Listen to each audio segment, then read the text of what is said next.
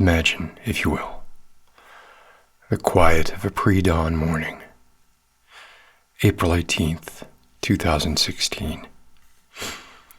Midlothian, Texas. A stillness was broken. Terri Leann Missy Bevers, a 45-year-old fitness instructor, was found inside the Creekside Church of Christ. She had been murdered. This case holds a unique sadness.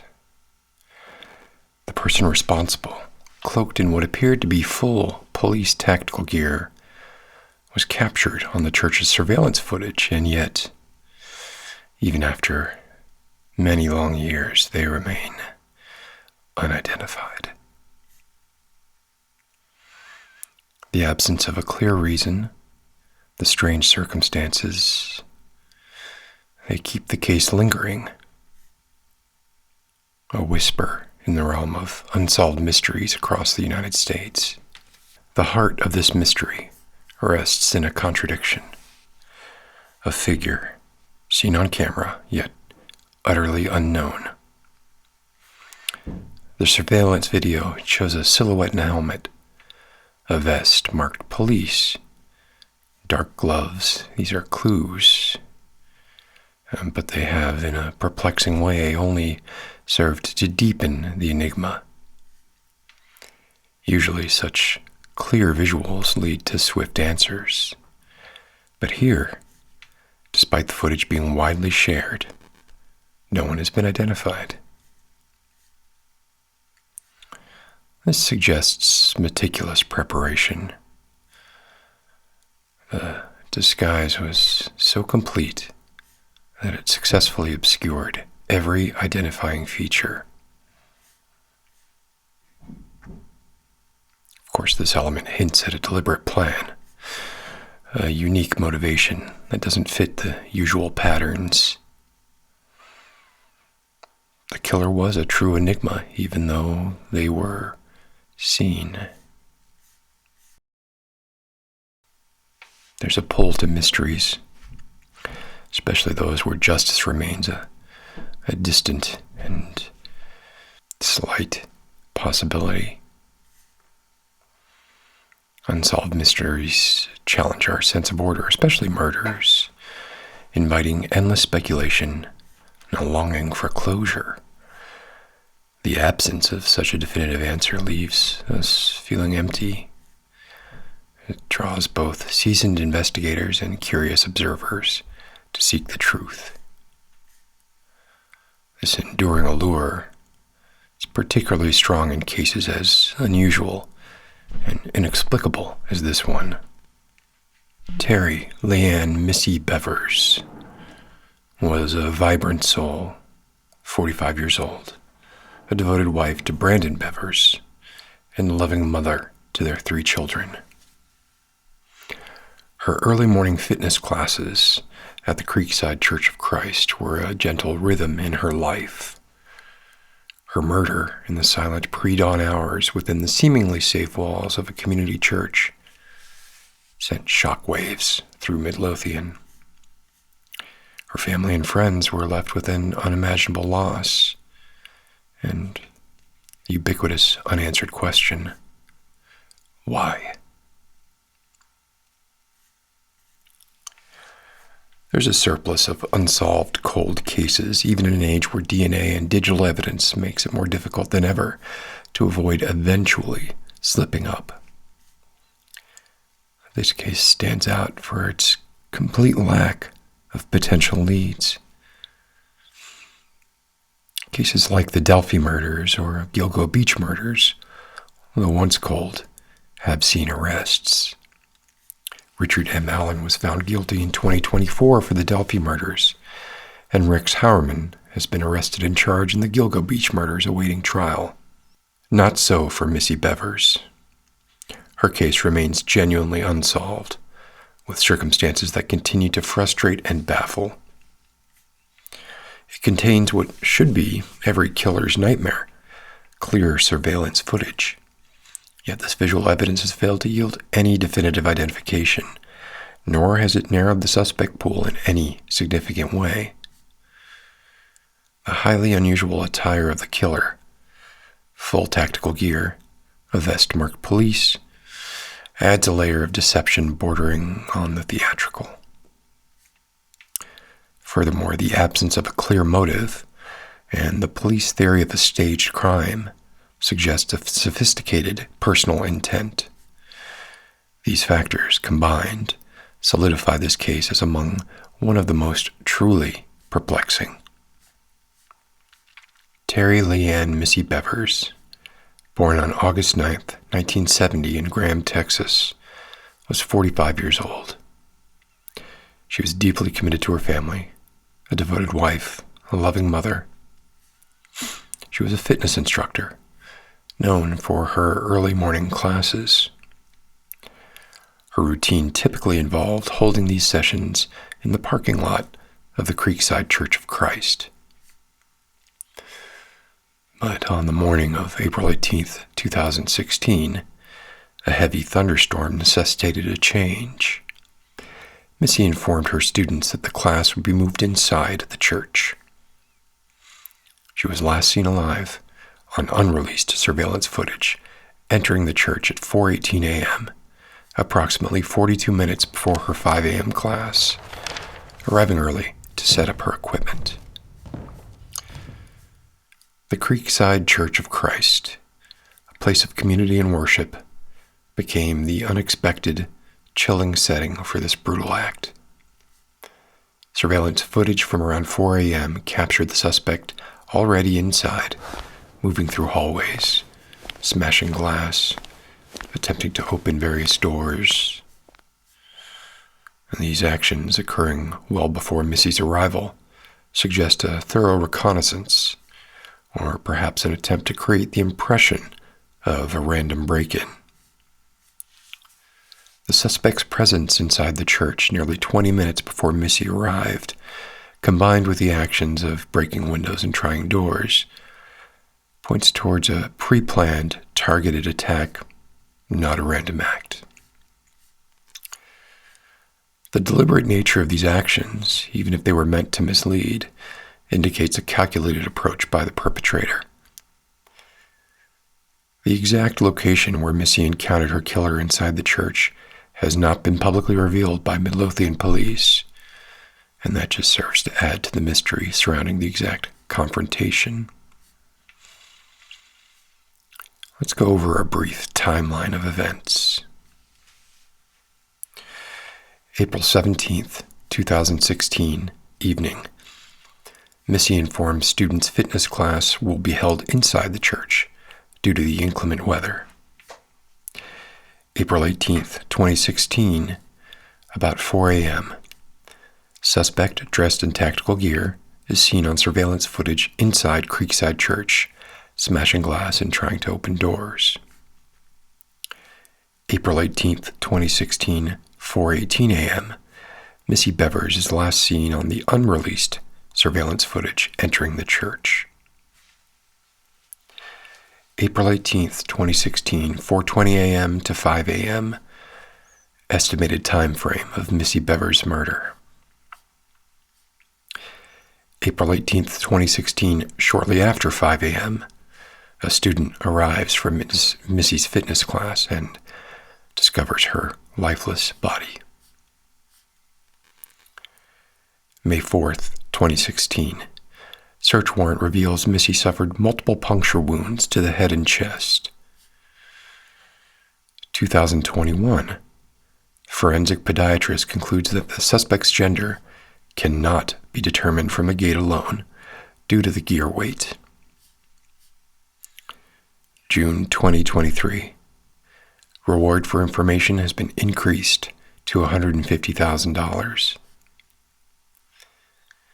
April 18th, 2024, 8 years since the murder, police confirm the investigation is ongoing and that they have no suspect.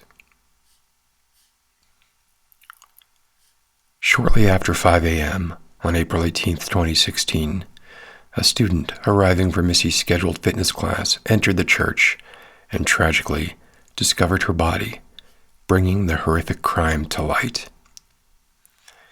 Missy was found dead with multiple puncture wounds to the head and chest. A police warrant alleged that these wounds were consistent with tools the suspect was carrying throughout the building. A hammer was found near her body, implying it was the instrument used, although police have not officially confirmed that it was the murder weapon. A significant detail that immediately complicated the investigation was the state of Missy's personal belongings. Her purse and iPad were left untouched at the scene. This observation raised questions about the motive, as it obviously contradicted the typical pattern of a robbery or a burglary. The apparent staging of a burglary attempt, where property is damaged but nothing of value is taken, points to the great pains taken by the killer to mislead investigators and obscure their true intent. This unusual characteristic sets the case apart from more straightforward crimes and amplifies its puzzling nature. The most captivating and perhaps frustrating aspect of this case is said surveillance footage of the perpetrator. The unknown person was dressed head to toe in what appeared to be SWAT police tactical gear, including a black helmet, a black balaclava, dark pants, a dark long-sleeve shirt, and black gloves. Most notably, the suspect wore a vest clearly marked police. The individual was also seen carrying a hammer, which is commonly believed to be the murder weapon. Why the police vest? Likely served several purposes for the killer. It could deter intervention if the killer were spotted. It could create general confusion. It could allow the killer to get close to Missy without her even attempting to escape. It could even have been worn to mock law enforcement, rubbing their own institution in their face. But whatever the reasoning, it's calculating and brazen. The killer was confident, glib, and without compunction. The surveillance footage documenting the suspect's actions inside the church prior to the murder did have one distinctive element that could have been used to identify them. They had a distinct gait.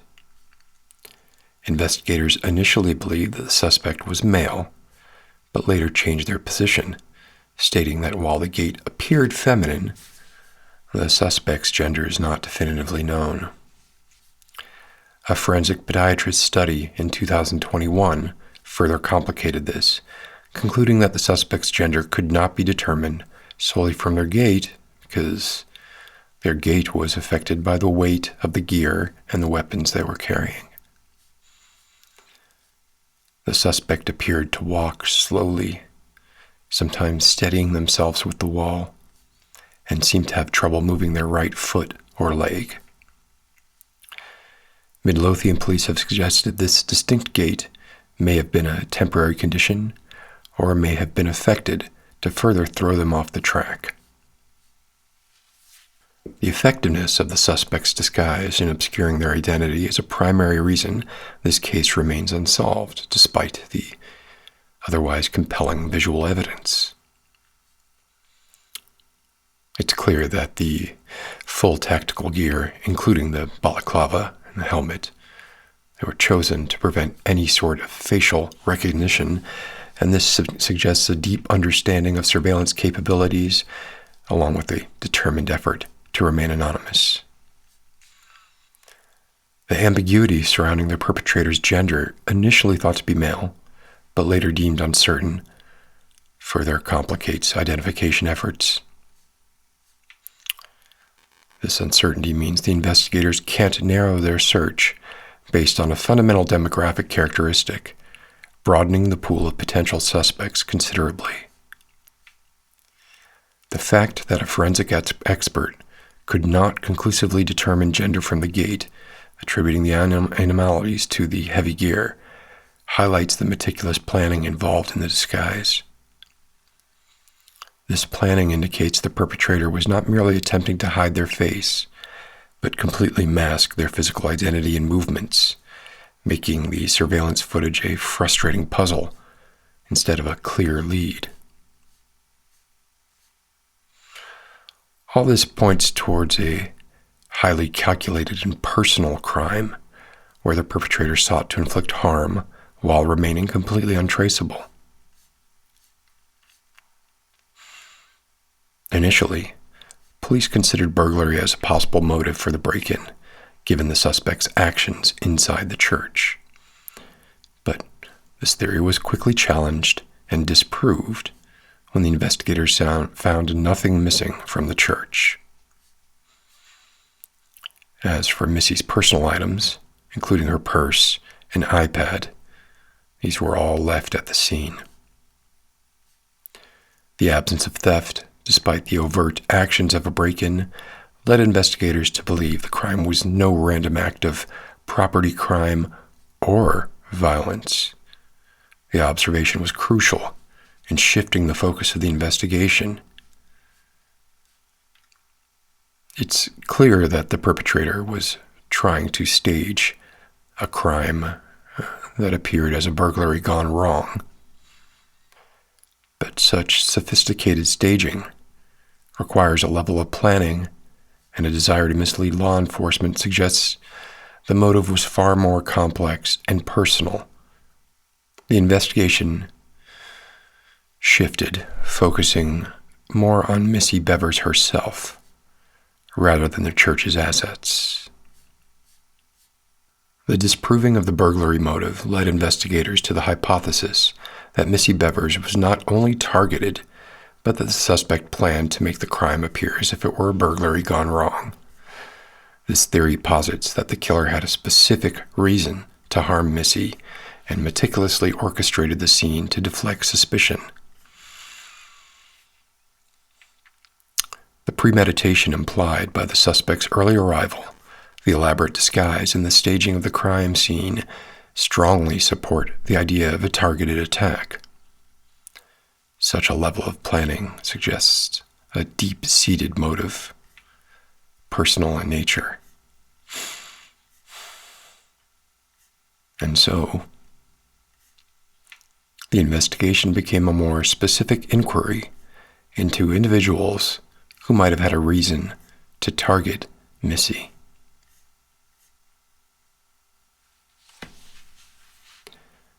As is common in homicide investigations, Missy Bevers' relatives were questioned extensively. Her husband, Brandon Bevers, was in Mississippi fishing at the time of the murder, and his alibi was confirmed.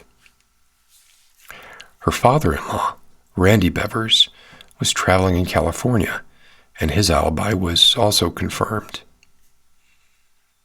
And yet, despite these confirmed alibis, Randy came under scrutiny when a search warrant reported him bringing a bloodied shirt to a dry cleaner 4 days after the murder.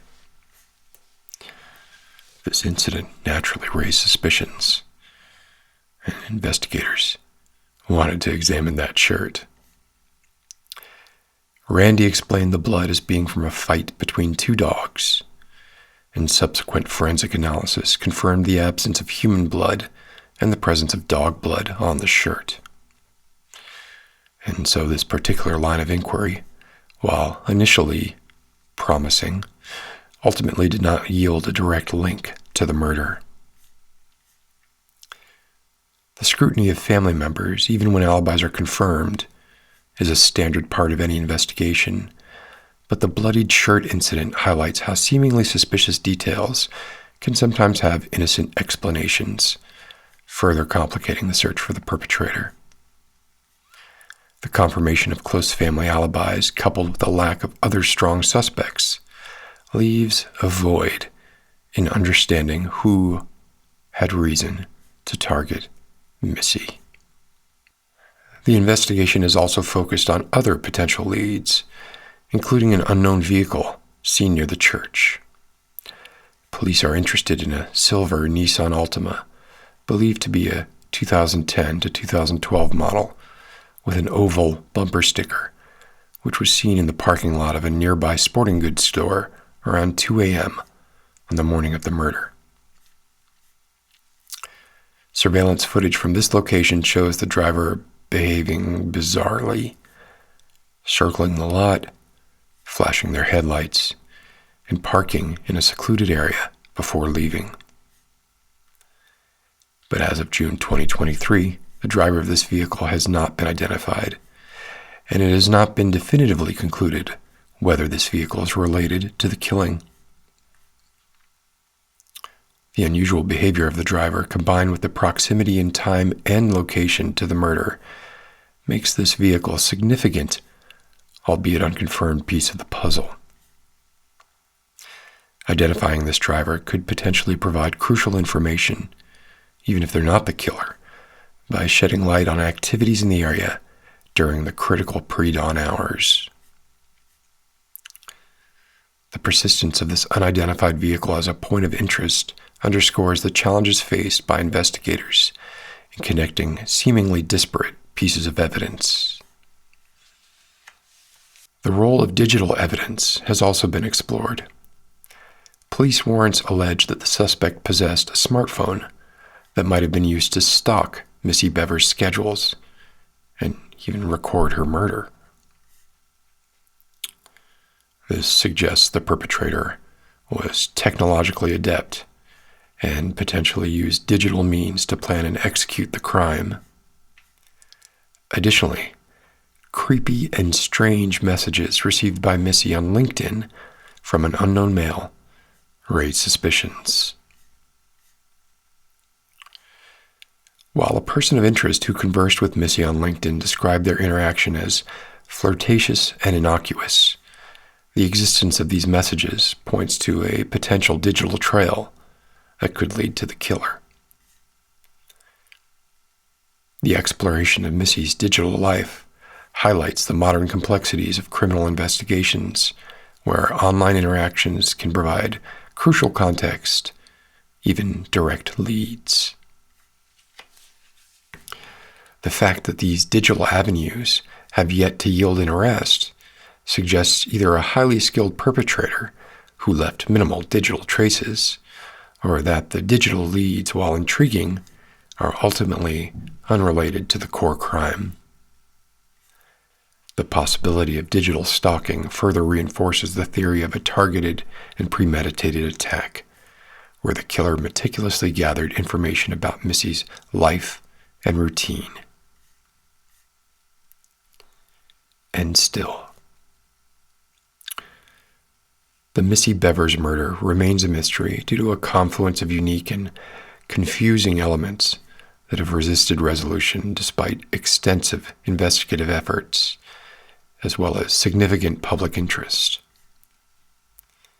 The central enigma lies in the clear surveillance footage of the perpetrator, who remains, to this day, completely unidentifiable. The confirmed alibis of close family members, including husband and father-in-law, who would typically be primary suspects in such a case, remove conventional avenues of investigations and force authorities to consider a wider, less obvious pool of potential perpetrators. In spite of the thousands of tips received, most have lacked sufficient information to generate any sort of breakthrough. A combination of a visually present but unidentifiable killer, bizarre disguise, and an unclear but seemingly personal motive, not to mention the lack of any strong leads after years of investigation, solidifies the Missy Bevers case as one of the most perplexing and truly, in the true meaning of the word, unsolved cases in recent history. The enduring public fascination and the substantial reward offered reflect the collective desire for answers in a case that defies conventional understanding.